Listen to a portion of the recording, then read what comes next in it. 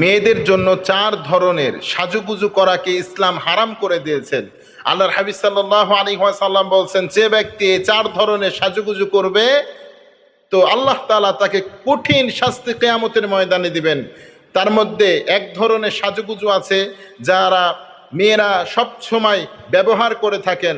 যেমন আম্মা জান আয়েশা রাদিয়াল্লাহু তাআলা আনহার কাছে তুরা ব্যবহার করে একটা মহিলা এসেছেন, তুরা ঝনঝন ঝনঝন করে শব্দ হচ্ছে।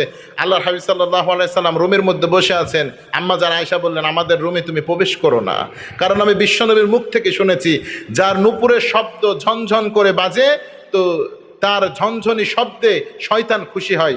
কারণ ইসলাম বাদ্যযন্ত্রকে হারাম করে দিয়েছেন, আর তুমি বাদ্যযন্ত্রের উৎপত্ত তোমার পায়ের দ্বারা তুমি ঘটাচ্ছ।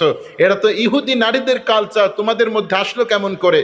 তুমি আমার ঘরের মধ্যে এই তুরার নুপুরটাকে খুলে আসো, এই ব্যতীত আমার ঘরের মধ্যে প্রবেশ করবা না। এই জন্য 1 নম্বরে ইসলাম আমাদেরকে বোঝাচ্ছে মহিলারা সাজুগুজু করবে অনেক। ইসলাম বলছে স্বামীর সামনে করুক, ইসলাম বলছে হাজবেন্ডের সামনে করুক। আবার এই সাজুগুজু যদি আবার দুলা ভাইয়ের সামনে করে তাহলে ঝামেলা আছে না নাই? অনেক ঝামেলা। ইসলাম আমাদেরকে বোঝাচ্ছে কোন ধরনের সাজুগুজু করব, কোন ধরনের করব না, কোনটা ব্যবহার করব, কোনটা করব না। তোরা নূপুর যদি ব্যবহার করি, আমরা ঝুনঝুনি যেটা শব্দ হয় এটা লাগাবো না। 2 নাম্বার, টিপ আমরা পরব না। এবার তো মাথা নষ্ট, টিপ তো আমরা পৃথিবীতে এমন কোনো মহিলা নাই যে পরি নাই, কিছু সংখ্যক মাগার বেআরেস কিছু ব্যতীত, কারণবশত কিছু ব্যতীত আমরা অবশ্যই আমরা ব্যবহার করি। এই টিপটা কেন ব্যবহার করা হয় জানে? যখন ইব্রাহিম আলাইহিস সালামকে আগুনে নারুন আগুনের মধ্যে নিক্ষিপ্ত করা হলো, শয়তান এসে নমরুদকে বলছেন, নমরুদ, ফেরেশতা এবং আল্লাহ ইব্রাহিমের পক্ষে, আমরা হলাম এক পক্ষে। এখন যদি ফেরেশতাদের সাহায্য আসে তাহলে তো ইব্রাহিমকে মারা সম্ভব নয়। এখানে তুমি এমন কিছু নারীকে নিয়ে আসো যে নারীগুলো উলঙ্গ অবস্থায় থাকবে, নেকেট অবস্থায় থাকবে, শরীরে কোনো পোশাক থাকবে না। এই নারীগুলো আসার পরে এই নারীগুলো যখন আসবে তাদের শরীরে বড় বড় টিপ পরিয়ে দেবা, তাহলে ফেরেশতারা উলঙ্গ নারীদেরকে দেখে পালিয়ে যাবে। এই বুদ্ধি দিল কে? শয়তান। এই টিপগুলো তাকে পরিয়ে দাও, তাহলে ইব্রাহিমকে আগুনে পোড়া সম্ভব করা হবে। ইহুদি নারীদের কালচার হলো টিপ দেওয়া। এজন্য মা এবং বোনেরা, আমরা যদি ইসলামিকভাবে সাজুগুজু করি তো জায়েজ আছে, তবে টিপ পরা, শব্দ বাদ্যযন্ত্র নুপুর পরা আমাদের জন্য জায়েজ নাই, এটাকে হারাম করে দিয়েছেন কে? এরপরে 3 নাম্বার, পরচুলা ব্যবহার করা। আমরা অনেকে পরচুলা ব্যবহার করি।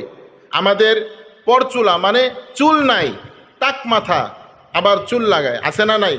অনেক যুবক তারাও লাগায়, অনেক মহিলারাও লাগায়, দুইটাই হারাম। আব্দুল্লাহ ইবনে উমর রাদিয়াল্লাহু তাআলা আনহু থেকে বর্ণিত, তিনি বলেন, নবী করিম সাল্লাল্লাহু আলাইহি সাল্লাম বলেছেন, যে মহিলা পরচুলা লাগিয়ে দেয় এবং যে মহিলা লাগাতে সাহায্য করে, যে মহিলা লাগায়, উভয় মহিলাই অভিশপ্ত গুনাহগার। এজন্য আমরা অনেক যুবক আছি যাদের মাথায় চুল নাই, পরচুলা লাগায়, নায়ক সেজে যায়। আমরা চুলের দ্বারা আমাদের স্ট্যাটাসকে আমরা প্রকাশিত করতে চাই, আমাদের কোয়ালিফিটনেসকে মানুষের সামনে প্রদর্শন করতে চাই। এই জন্য ইসলাম এটাকে হারাম করেছেন। যেটা ন্যাচারাল আপনার সৌন্দর্য সেটা আপনি দেখবেন, কারণ আমরা মনে করি সুন্দর চুল দেখলে মনে হয় নারীরা আমাকে পছন্দ করবে, এজন্য পরচুলা লাগাই। আসলে ইসলাম তো এটা জায়েজ করে নাই। অনেক সময় এমনও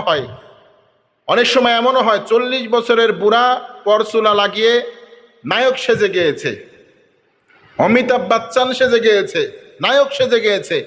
এই মানুষগুলো যখন বিয়ের পরে কি হয়, বাসর রাত্রে যখন যাবে, তখন যাওয়ার পরে যখন পরচুলা খুলে ফেলে, স্ত্রী দেখে আতঙ্কিত হয়ে যায়, হয় কি হয় না? আতঙ্কিত হয়ে যায়, বলে যে তুমি কে? তো বলে যে আমি তো তোমার হাজবেন্ড। তখন থেকে গন্ডগোল শুরু। আবার অনেক নারী আছেন যারা পরচুলা লাগায়, নায়িকার থেকেও বেশি সুন্দর হয়ে যায় পরচুলা লাগানোর পরে। এটা দেখিয়ে বিয়ে করার পরে বাসর রাত্রে যখন চুল খুলে ফেলে তখন গন্ডগোল শুরু হয়ে যায়। স্বামী বলে তুমি কে? স্বামী তো দরজা খুলে মারে ঝেড়ে, দৌড়, তুমি কে? বলে আমি তো তোমার টুনটুনি। আছে না নাই? এটা ইসলাম জায়েজ করে নাই। আব্দুল্লাহ ইবনে ওমর রাদিয়াল্লাহু তাআলা আনহু বলছেন আল্লাহ রাসূল সাল্লাল্লাহু আলাইহি ওয়াসাল্লাম এই মানুষদেরকে অভিশাপ দিয়েছেন, এজন্য পরচুলা ব্যবহার করব না। প্রিয় মা এবং বোনেরা, আমার ভাইয়েরা, আমাদের চুলগুলো পরচুলা লাগানোর জন্য আমরা ব্যতিব্যস্ত হয়ে গিয়েছি। এমনকি অনেক ইসলামিক মানুষও আছেন পরচুলা লাগাচ্ছেন, ইসলাম এটা জায়েজ করে নাই। বিশ্বনবী যেটা হারাম করেছেন কিয়ামত পর্যন্ত হারামকে ঘোষণা দিয়েছেন কে? আমার নবী। শরীয়তের মধ্যে যেটা হালাল বলেছেন সেটা হালাল হয়েছে, আমার নবী যেটা হারাম বলেছেন সেটা হারাম হয়ে গিয়েছে।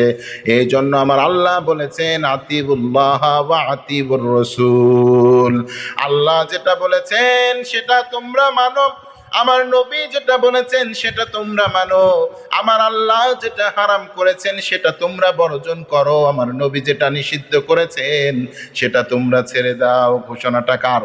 আমার আল্লাহ যেটা বলেছেন সেটাই মানা লাগবে, আমার আল্লাহ যেটা নিষেধ করেছেন সেটাই বন্ধ করতে হবে।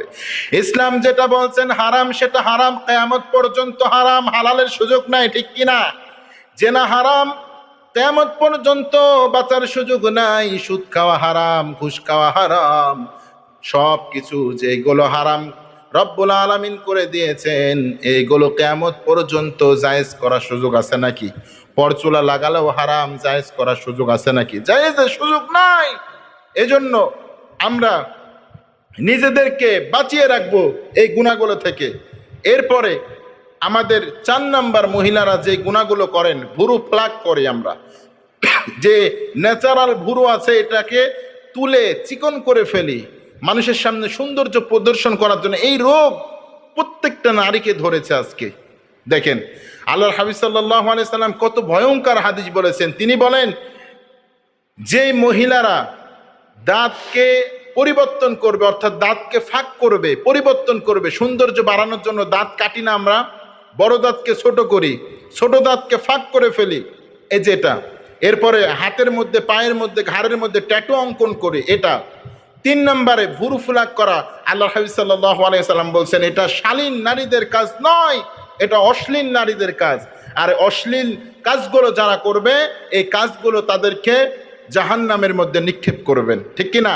এই জন্য আমরা জাহান্নামী নারীদের মধ্যে থাকতে চাই না, ইহুদি নারীদের কালচার নিয়ে বাঁচতে চাই না, আমরা বাঁচতে চাই জান্নাতি নারীদের কালচার নিয়ে। তাহলে আল্লাহর হাবিব সাল্লাল্লাহু আলাইহি ওয়াসাল্লাম আমাদের সাজগুজু করতে বলেছেন। 4 প্রকার সাজগুজুকে হারাম করেছেন। 1 নাম্বার কি বললাম মনে আছে? 1 নাম্বার আমরা যেটা বললাম নূপুর ব্যবহৃত করা, শব্দযুক্ত। 2 নাম্বার কপালে টিপ করা। 3 নাম্বার পরচুলা লাগানো। 4 নাম্বার 4 নাম্বার ভুরু ফুলাক করা। এই 4টি সাজুগুজুকে ইসলাম হারাম করেছেন, বিশ্বনবীও হারাম করেছেন। আল্লাহ আমাদেরকে বেঁচে থাকার তৌফিক দান করুক।